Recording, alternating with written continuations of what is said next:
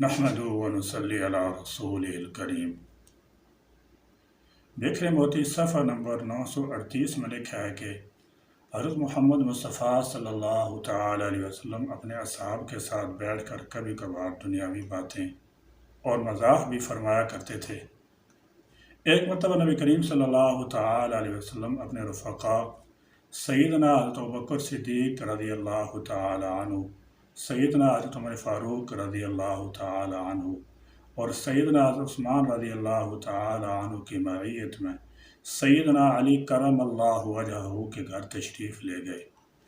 سیدنا حضرت علی رضی اللہ تعالی عنہ کی اہلیہ سیدہ فاطمہ رضی اللہ تعالی عنہ نے شہد کا ایک پیالہ ان حضرات کی مہمانداری کی خاطر پیش کیا۔ اتفاق سے اس پیالے میں ایک بال گر گیا۔ آپ صلی اللہ تعالی علیہ وسلم نے وہ پیالہ خلفائے راشدین کے سامنے رکھا اور فرمایا، آپ میں سے ہر ایک اس پیالے کے متعلق اپنی رائے پیش کرے۔ سیدنا حضرت ابوبکر رضی اللہ تعالی عنہ فرمانے لگے کہ میرے نزدیک مومن کا دل اس پیالے کی طرح چمکدار ہے اور اس کے دل میں ایمان شہد سے زیادہ شیریں ہے، لیکن اس ایمان کو موت تک باحفاظت لے جانا بال سے زیادہ باریک ہے۔ سیدنا حضرت عمر رضی اللہ تعالی عنہ فرمانے لگے کہ حکومت اس پیالے سے زیادہ چمکدار ہے اور حکمرانی شہد سے زیادہ شیریں ہے، لیکن حکومت میں عدل و انصاف کرنا بال سے زیادہ باریک ہے۔ سیدنا حضرت عثمان رضی اللہ تعالی عنہ فرمانے لگے کہ میرے نزدیک علم دین اس پیالے سے زیادہ چمکدار ہے اور علم دین سیکھنا شہد سے زیادہ میٹھا ہے، لیکن اس پر عمل کرنا بال سے زیادہ باریک ہے۔ سیدنا حضرت علی رضی اللہ تعالی عنہ نے فرمایا، میرے نزدیک مہمان اس پیالے سے زیادہ چمکدار ہے اور اس کی مہمان نوازی شہد سے زیادہ شیریں ہے، اور مہمان کو خوش کرنا بال سے زیادہ باریک ہے۔ سیدہ فاطمہ رضی اللہ تعالی عنہ فرمانے لگیں کہ یا رسول اللہ صلی اللہ تعالی علیہ وسلم، اگر اجازت ہو تو میں بھی کچھ عرض کروں۔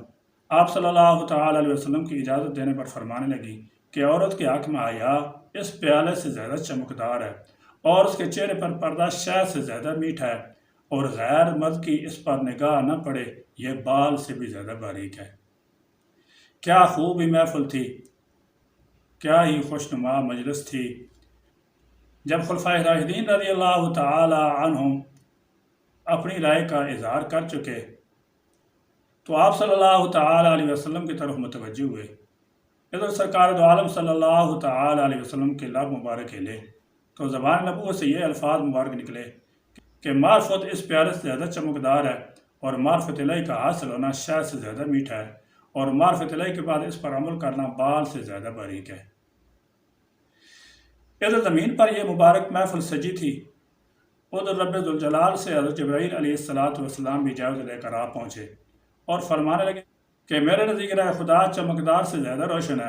اور اللہ تعالیٰ جل شانہ کی راہ میں خرچ کرنا اور اپنا مال اپنی جان قربان کرنا شہد سے زیادہ شیریں اور اس پر استقامت بال سے زیادہ باریک ہے۔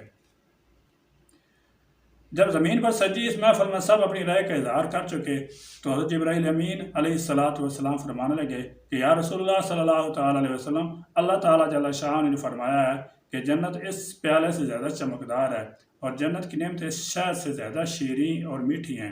لیکن جنت تک پہنچنے کے لیے پل صراط سے گزرنا بال سے زیادہ باریک ہے۔ بلا شبہ یہ مجلس مبارک تھی اور ہر ایک کی گفتگو بھی مبارک تھی۔ اس مجلس میں جہاں آقائے نامدار صلی اللہ تعالی علیہ وسلم تھے، وہیں خلفائے راشدین بھی تھے۔ آپ صلی اللہ تعالی علیہ وسلم کی یہ مجلس اور اس میں ہونے والی گفتگو ہم سب کے لیے مشر راہ ہے۔ اللہ سبحانہ و تعالی ہم سب کو آپ صلی اللہ تعالی علیہ وسلم کی لائی ہوئی شریعت کی کامل اتباع اور آپ صلی اللہ تعالی علیہ وسلم کے خلق عظیم کا اختیار کرنا اور اسوہ حسنہ کو اپنانا اللہ سب کو بھرپور توفیق دے، آمین یا رب العالمین، وآخر دعوانا الحمدللہ رب العالمین۔